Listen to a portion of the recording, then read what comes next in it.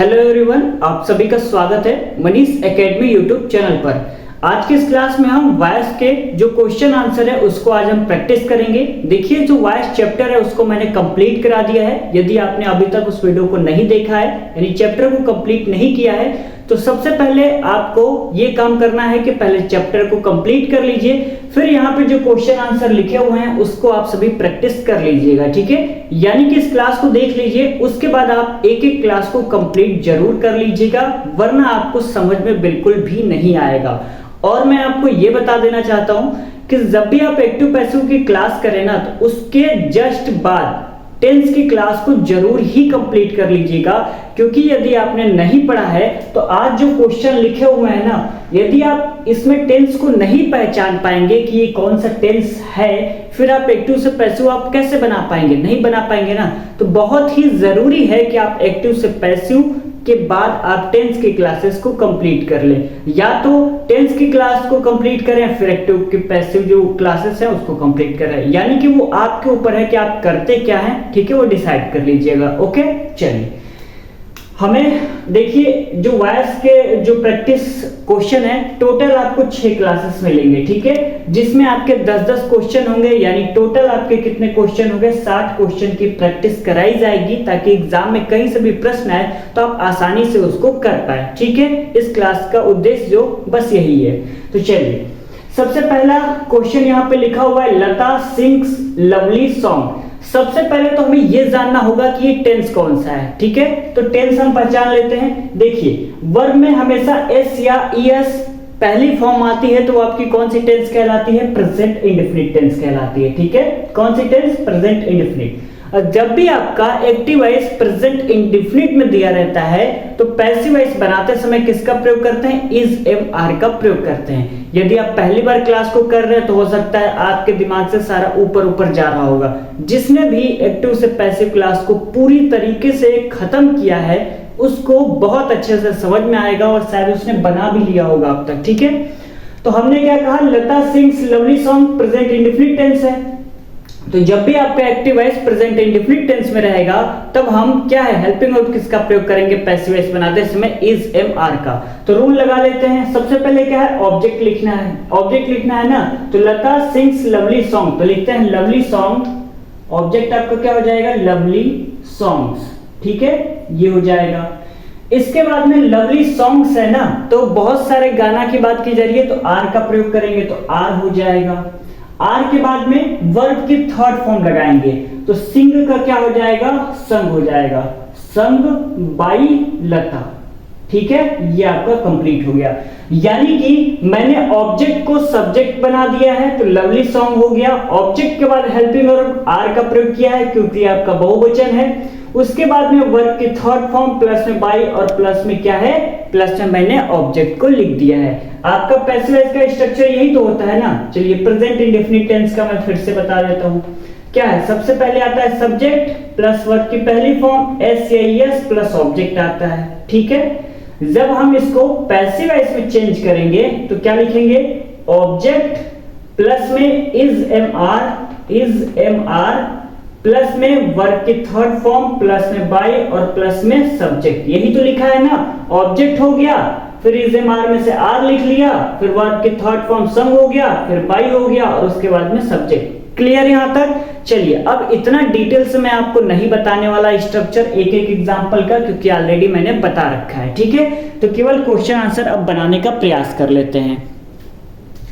आगे लिखा हुआ है we did not grow rice. ये आपका कौन सा टेंस हो जाएगा? तो ये आपका हो जाएगा पास्ट इंडेफिनिट। कौन सा हो जाएगा? Past indefinite. और जब भी आपका एक्टिव वॉइस पास्ट इंडेफिनिट में रहता है तो वॉज या तो वर का प्रयोग करते हैं। तो लिख लेते हैं यहाँ पे we did not grow rice, तो लिखे हैं राइस। राइस डिड की जगह पे वॉज का प्रयोग करेंगे, नॉट है तो नॉट उतार देंगे। तो राइस वॉज नॉट, ग्रो का थर्ड फॉर्म होता है ग्रोन। क्या होता है? ग्रोन।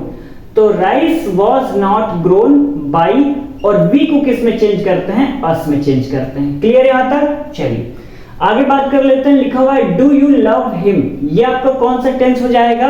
तो डू या डज जहां पर भी आपको देखने को मिलेगा वो आपका प्रेजेंट इंडेफिनिट टेंस होता है। ठीक है, तो ये आपका कौन सा टेंस है? Present indefinite. और जब भी प्रेजेंट इंडेफिनिट टेंस की बात आएगी तो दिमाग में रखिएगा इज एम आर का ही प्रयोग करेंगे।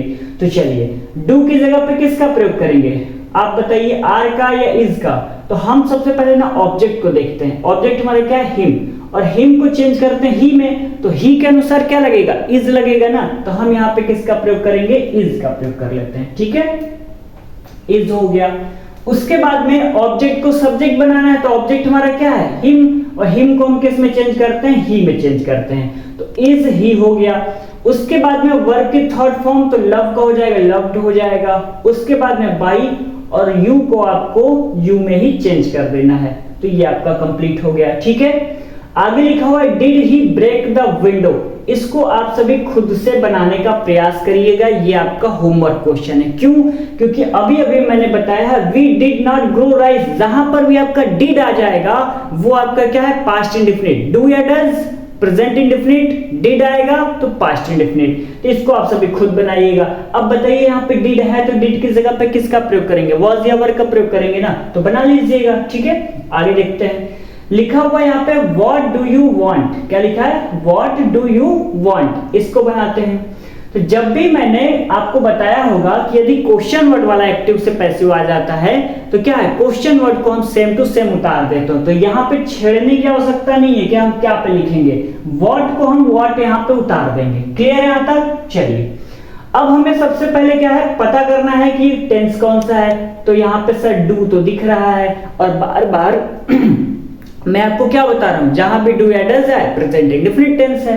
तो व्हाट हो गया, इसके साथ किसका प्रयोग करेंगे, इज का प्रयोग करेंगे। किसका, इज का। तो व्हाट इज हो गया। उसके बाद में वर्ब की थर्ड फॉर्म लगानी है, तो व्हाट इज वांटेड। उसके बाद में बाई और सब्जेक्ट आपका यू है, तो यहां पे यू ऐसे ही उतार देंगे। ठीक है, तो what is wanted by you हो जाएगा। आगे लिखा हुआ है the author published a new book. इसको आप सभी को पहचानना है कि कौन सा टेंस है। देखिए यदि आपको टेंस पहचानने में दिक्कत हो रही है तो बहुत ही ज्यादा गड़बड़ होने वाला है, क्योंकि ये सारा खेल यहाँ पर टेंस का ही है। अब आप सोच रहे होंगे सर कैसे बना पा रहे हैं, तो बेटा हम यहाँ पर भी क्या है, टेंस को ही पहचान रहे हैं कि सबसे पहले टेंस कौन सा है, फिर यहाँ पे हेल्पिंग वर्ब क्या लगेगा। अब लिखा है यहाँ पे the author published a new book. इससे क्या पता लग रहा है, वर्ब की कौन सी फॉर्म है, सेकंड फॉर्म है ना, और जहां भी वर्ब की सेकंड फॉर्म आती है वो आपका पास्ट इंडेफिनिट में चला जाता है। यही तो बता रखा है ना, किस में जाता है, पास्ट इंडेफिनिट में जाता है। और जब हम नेगेटिव सेंटेंस में बनाएंगे तो डिड नॉट का प्रयोग हो जाएगा, और उसके साथ में वर्ब की पहली फॉर्म लगती है। टेंस की बात कर रहा हूं, ठीक है ना। तो चलिए the author published a new book, पता लग गया ये कौन सा टेंस है, ये है पास्ट इंडेफिनिट टेंस। तो चलिए अ न्यू बुक ये ऑब्जेक्ट है, तो इसको हम सब्जेक्ट बना लेते हैं, अ न्यू बुक। ठीक है, अब बताइए अ न्यू बुक के साथ क्या लगेगा, आप बताइए क्या लगेगा। मैंने अभी भी बताया ना कि जब भी आपका एक्टिव एस क्या है, पास्ट इंडेफिनिट में रहेगा तो वॉज या तो वर्ब का प्रयोग करते हैं। तो अ न्यू बुक के साथ वॉज लगा देंगे। उसके बाद वर्ब की थर्ड फॉर्म तो पब्लिश्ड का होता है, यही होता है, पब्लिश्ड ही होता है। तो पब्लिश्ड वर्ब के थर्ड के फॉर्म के बाद बाई का प्रयोग करेंगे, और बाई के बाद सब्जेक्ट हमारा क्या है, द ऑथर हो जाएगा। कंप्लीट यहां तक। चलिए आगे बात कर लेते हैं। The chef created a new recipe, the chef created a new recipe. इसको आप सभी समझ गए होंगे ये कौन सा टेंस है, कौन सा है, वर्ब की सेकंड फॉर्म, और जहां भी वर्ब की सेकंड फॉर्म आएगी वो आपका पास्ट टेंस में जाएगा, मतलब पास्ट इंडेफिनिट में जाएगा। तो यहां पर भी वॉज या तो वर्ब का प्रयोग होगा। तो हम सबसे पहले ऑब्जेक्ट को लिखते हैं a new recipe, a new recipe. इसके साथ में was created by the chef. ठीक है, चलिए आगे बात कर लेते हैं। लिखा हुआ है the police caught the thief. इसको भी आप सभी होमवर्क में बनाएंगे, इसको भी आप सभी होमवर्क में बनाएंगे, क्योंकि मैंने ऑलरेडी बता रखा है जहां पर भी वर्ब की सेकंड फॉर्म आती है वो कौन सा टेंस कहलाता है, पास्ट इंडेफिनिट टेंस। तो बना लेंगे ना, खुद से बनाने का प्रयास करिएगा। ऐसा नहीं है कि जो क्वेश्चन मैंने लिख दिया है सारा का सारा मैं ही बनाऊंगा, नहीं, आप भी तो बनाने का प्रयास करिए। चलिए आगे लिखते हैं। The kids sang a song, ये आपका कौन सा टेंस हो जाएगा? तो ये भी आपका किस में जाएगा? पास्ट इंडेफिनिट में जाएगा, क्योंकि यहाँ पे वर्ब की सेकंड फॉर्म आपको नजर आ रही है, तो बना लेते हैं अ सॉन्ग। उसके बाद में क्या लगाएंगे? was का प्रयोग करेंगे। was sang है ना, तो संग हो जाएगा, क्योंकि हमें वर्ब की तीसरी फॉर्म लगानी है। जब भी हम एक्टिव से पैसिव में चेंज करते हैं तो हमेशा बेटा याद रखिएगा वर्ब की तीसरी फॉर्म का ही प्रयोग करते हैं। अब आपके मन में डाउट आ रहा होगा, सर यहाँ पे तो वर्ब की सेकंड फॉर्म है, तो हम यहाँ पे सेकंड क्यों नहीं लगाए? तो बेटा सेकंड फॉर्म नहीं लगेगा, किसका फॉर्म लगेगा? वर्ब की थर्ड फॉर्म लगेगी। यानी कि यहाँ पे कुछ भी दिया हो उसका आप थर्ड फॉर्म बनाकर ही लिखिएगा। तो sang का मैंने संग लिख दिया, उसके बाद में by का प्रयोग करेंगे और द किड्स लिख देंगे। क्लियर यहाँ तक? चलिए आगे बात कर लेते हैं। आगे लिखा हुआ the librarian organize the books. इसको आप सभी को पहचानना है कि टेंस कौन सा है। चलिए पहचान लेते हैं। वर्ब में एस या ईएस आया है, तो ये आपका कौन सा टेंस हो जाएगा? प्रेजेंट इंडेफिनिट हो जाएगा। यही तो होगा। जहां पर भी वर्ब की पहली फॉर्म एस या ईएस देखने को मिलेगी वो आपका प्रेजेंट इंडेफिनिट टेंस होता है और वहां पर इज एम आर का प्रयोग होता है। ठीक है, तो ऑब्जेक्ट आपका क्या है? द बुक्स है, तो यहाँ पे द बुक्स लिख लेते हैं। द बुक्स के साथ इज लगाएंगे या आर लगाएंगे? बताइए क्या किसका प्रयोग करेंगे? सभी को पता हो गया होगा, आर का प्रयोग करेंगे, है ना। इज का प्रयोग क्यों नहीं करेंगे? क्योंकि एक वचन की तो बात की नहीं जा रही है, बुक्स है ना, तो बहुत सारी किताबें हैं, तो वहां पे हम आर का प्रयोग करेंगे। क्लियर यहां तक? चलिए, तो द बुक्स आर हो गया। उसके बाद में ऑर्गेनाइज, ये आपका वर्ब है, तो मतलब वर्ब से मतलब है मेन वर्ब है, तो क्या है? ऑर्गेनाइज्ड हो जाएगा। ठीक है, ऑर्गेनाइज्ड, इसका हम थर्ड फॉर्म लिखेंगे। उसके बाद में बाय द लाइब्रेरियन, ये आपका कंप्लीट हो गया। आगे लिखा हुआ है आई लव यू, इसको हम सभी कैसे बनाएंगे? आई लव यू को पैसिव वॉइस में कैसे चेंज करेंगे? सबसे पहले आपको ये पहचानना होगा कि आई लव यू ये टेंस कौन सा है। जब आपको कोई कहे ना क्या आई लव यू, तो उसको कहिएगा अरे ये तो वो वाला टेंस है। कौन सा वाला टेंस है? जब पता रहेगा तब तो बताओगे, पता ही नहीं रहेगा तो क्या बताओगे? तो ये आपका प्रेजेंट इंडेफिनिट है। कौन सा है? Present indefinite. तो जब भी आपको कोई कहे ना आई लव यू, तो आप क्या कहिएगा? अच्छा प्रेजेंट इंडेफिनिट टेंस की बात कर रहे हो। और उसका रिप्लाई कैसे करना पता है? ऐसे करना। देखो ऑब्जेक्ट क्या है? यू, तो यू लगाएंगे। अब यू के साथ किसका प्रयोग करेंगे? इज एम आर में से किसी एक का करेंगे, तो यू के साथ हमेशा आर का प्रयोग करते हैं, तो यू आर हो जाएगा। उसके बाद में मेन वर्ब जो है उसके थर्ड फॉर्म लगाएंगे, तो यू आर लव्ड हो जाएगा। उसके बाद में बाई और उसके बाद में मी। तो बताओ अब रिप्लाई क्या करोगे? जब भी आपसे कोई कहे क्या है आई लव यू, तो आप कहिएगा अच्छा प्रेजेंट इंडेफिनिट टेंस की बात कर रहे हो, यू आर लव्ड बाय मी, ऐसे आप जवाब दे देना। वो भी बेचारा क्या है? चौंक जाएगा। लड़की है तो लड़का चौंक जाएगा, लड़का यदि लड़की को बोलता है तो लड़की चौंक जाएगी, है ना। मजाक करना है, ये सब नहीं बोलना। पढ़ाई पर ध्यान दो आप सभी। I love you present indefinite tense है, तो ये क्या हो जाएगा? You are loved by me. Clear यहाँ तक? देखिए क्लास में कभी कभी मजाक किया जाता है, उसको सीरियस बिल्कुल नहीं लेना है। पढ़ाई पर ही केवल फोकस करिए, है ना। पढ़ने की उम्र है तो ज्यादा से ज्यादा आप क्या करिए? पढ़ाई पर ध्यान करिए और इधर उधर बातों पर ध्यान लगाने की बिल्कुल भी जरूरत नहीं है। ठीक है ना, समझ में आया? चलिए आगे लिखा हुआ है she washes the clothes in the evening. इसको कैसे बनाना है? इसको बड़े ध्यान से बनाना है, तो चलिए बना लेते हैं। अब हम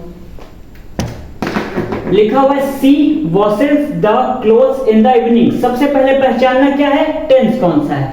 तो वर्ब की पहली फॉर्म एस या ईएस देखने को मिल गया, मतलब यही है कि प्रेजेंट इंडेफिनिट टेंस है। तो चलिए बनाते हैं। इसमें आपका ऑब्जेक्ट कहां नजर आ रहा है? ऑब्जेक्ट है द क्लोथ्स, तो लिखते हैं द क्लोथ्स। अब बहुत सारे कपड़े हैं ना, इसके साथ आर लगाएंगे। आर हो गया। आर के बाद किसका प्रयोग करेंगे? वर्ब की थर्ड फॉर्म, तो वॉश का हो जाएगा वॉश्ड। क्या हो जाएगा? वॉश्ड। उसके बाद में बाय, और सब्जेक्ट आपको सी नजर आ रहा है तो सी का हर। अब आप कहेंगे कि सर इन द इवनिंग भी तो है, वो गया कहां? तो बेटा गया कहीं भी नहीं है और छोड़ भी नहीं रहे, उसको हम साथ में यहां पे ऐड कर लेंगे, इन द इवनिंग। समझ में आया आपको? सबसे पहले आपको ऑब्जेक्ट देखना है। यदि आप ऑब्जेक्ट को ही सर्च करने में गड़बड़ा देते हैं तो बहुत ज्यादा दिक्कत हो जाएगा। ऑब्जेक्ट क्या है? द क्लोथ्स, तो मैंने द क्लोथ्स लिख दिया। आर वॉश्ड बाय, सब्जेक्ट आपका सी था तो मैंने हर लिख दिया, उसके बाद में इन द इवनिंग जो बचा था उसको लास्ट में ऐड कर दिया है। तो उम्मीद करते हैं आपको जितने भी क्वेश्चन यहाँ पे कराए गए हैं वो अच्छे तरीके से समझ में आया होगा और साथ साथ बनाने का भी प्रयास कर रहे होंगे। तो उम्मीद करते हैं बहुत सारे क्वेश्चन आपके सही भी हुए होंगे और गलत मतलब गलत हो गए हैं तो कोई बात नहीं है, जब अगली क्लास में प्रैक्टिस कराया जाएगा तो जो रूल है उसको रिवीजन करके ही बैठिएगा क्लास में, तभी आपको और भी अच्छे तरीके से समझ में आएगा। मैंने बता दिया है टोटल 6 क्लासेस आपको प्रोवाइड की जाएगी, जिसमें आपके टोटल एक क्लास में 10 क्वेश्चन होंगे, यानी 60 क्वेश्चन की आपकी जो प्रैक्टिस है वो करा दी जाएगी। तो मिलते हैं कल के लेक्चर में, तब तक के लिए बहुत बहुत धन्यवाद।